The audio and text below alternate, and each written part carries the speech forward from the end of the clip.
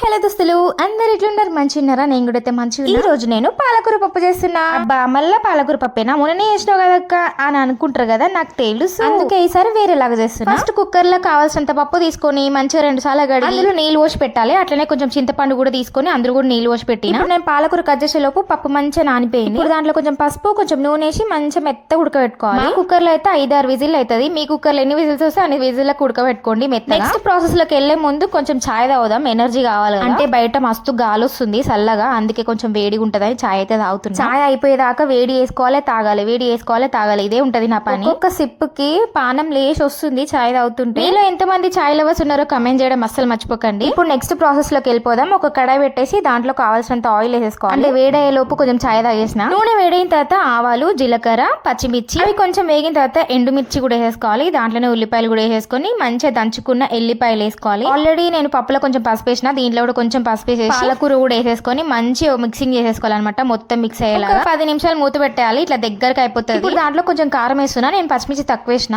ఇంకా టేస్ట్ కి తగ్గట్టు సాల్ట్ వేసుకోవాలి. 5 నిమిషాలు మూత పెట్టి ఉడికించుకోవాలి. ఇప్పుడు పప్పు అయితే మంచిగా మెత్తగా ఉడికిపోయింది. ఒకవేళ పప్పు ఉడకకపోతే రుబ్బుకొని వేసుకోండి, మెత్తగా ఉడికిందంటే డైరెక్ట్ వేసేసుకోండి. ఒకసారి మంచిగా మిక్సింగ్ చేసి మనం నానబెట్టుకున్న చింతపండు ఉంది కదా, దాన్ని పులుసు తీసి దీంట్లో వేసేసుకోవాలి. పుల్లగా తినాలనిపిస్తే కొంచెం ఎక్కువ వేసుకోండి, లేదు అంటే తక్కువ. ఫైనల్ గా కొంచెం కొత్తిమీర వేసుకొని ఒక 5 నిమిషాలు అట్లా సిమ్ లో ఉడకబెట్టుకొని దించేసుకుంటే ఎంతో టేస్ట్ అయిన పాలకూర పప్పు రెడీ. పక్కన అన్నం అవుతుంది, మంచిగా వేడి వేడి అన్నం వేసుకొని తింటే నిజంగా సూపర్ ఉంటుంది. ఈ వీడియో ఉంటే మళ్ళీ బాయ్ దోస్తులు.